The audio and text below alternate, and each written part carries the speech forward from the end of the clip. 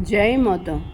चरणं शरणं रमाम्बिगे, चरणं शरणं त्र्यम्बके. Mother retreated again into silence. Krishnashtami was converted into a most glorious Shakti Puja. Still in power, again words of thundering power poured forth. Spread everywhere the truth that you hear today. Bring your children too to the blessed feet of Devi. The unseen Parashakti is speaking to you through this Ubadhi. Nobody can say how long this Ubadhi will remain in this world. One day it will be withdrawn from your midst. Then your repentance will have no value. At that time, Devi will be blessing you from unseen realms. Do not doubt this. With this Upadhi or without it, I will never leave orphaned the children who have surrendered to me. Hearing these words of the Almighty Mother, those gathered there sat overawed by the words. The hint given of Mother's final withdrawal pierced all hearts. Mother suddenly moved forward, a majestic figure with many garlands adorning her, and still in the Mahabhava of Lalitambika, she left the hall. We left for Madras the day after. We had to overcome many difficulties, but Mother's words of blessing to proceed to Madras for the Vigraha gave us courage, and ever before us shone her radiant figure with those words of divine revelations guiding us at each step to accomplish the gigantic purpose. Looking back, I can infer that the great manifestation of Mother as Amba Bhavani, even in the midst of Krishna Jayanti, was to establish forever, not only in our hearts, but in many others, the truth of her real nature. The Pratishtha was to be the first in her mission, and the ground had to be prepared with many devoted hearts throbbing with the conviction of her advent. In a world of scoffers, it is easy for enthusiasm to be dampened, and those involved in the tremendous work should go forth full of zeal to overcome all obstacles. And so it was that, in spite of all the difficulties we had to encounter, all our hearts were aflame with the divine purpose alone. During that visit, I had to undergo an operation at Madras. It was a very critical period in my life, but Mother had assured me that she would be with me if the operation was needed. How wonderfully those words came true, for during the operation I gained a supernal experience. I was drawn to a state of vibrating power. There too was the subtle duality of the knower and the known. The power around me condensed into the Mother's thrilling voice proclaiming, I am the manifested Brahman. I was caught in an all-pervading power, in unutterable bliss which cannot be expressed in words. There was no consciousness of the body. When I came back to consciousness, I found I was repeating the words of Mother to my husband who was sitting near me. I did not want to come back but wanted to merge again and again in that bliss only. Even to this day, the taste of that experience lingers in me as nothing else, a flowering of Mother's boundless mercy. It was a time of travail for me, and I was seriously ill for many days. It was her grace alone that brought me through. When coming away from Mother at Mangalore, she had asked my husband to have a thorough medical checkup too. It was found that he needed an operation of the gallbladder, and that too was done safely in the bounty of her grace. In the meantime, the work of finding a stapati to make the Vigraha was going on. It was entrusted to the late Dr. Krishnamurti, Secretary of the Madras Center. I can never forget how he helped us find a suitable sculpture. It was finally entrusted to Sri Dhanapal and he started the work of making the mould. But however hard he tried, the Vigraha would not come right. Then mother came unexpectedly to Madras for a short visit.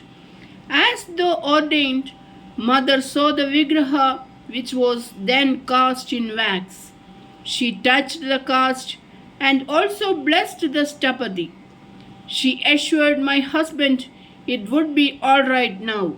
We went back to Trichur and it was Dr. Krishnamurti who supervised the work, and finally, when it was ready, he brought it to Trichur by car. Months passed with the devotees at Trichur undertaking prayers and sacrifices that obstacles may be overcome. In 1964, 1 year of Trikala Puja with Archana of Navakshari mantra was undertaken at the Trichur Mandir. Obstacles loomed ahead.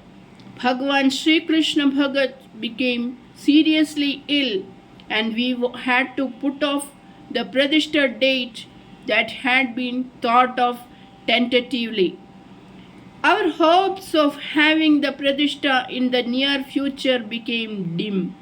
Then Bhagwan's Mahasamadhi occurred and many felt that now mother would not come and do the Pradishta.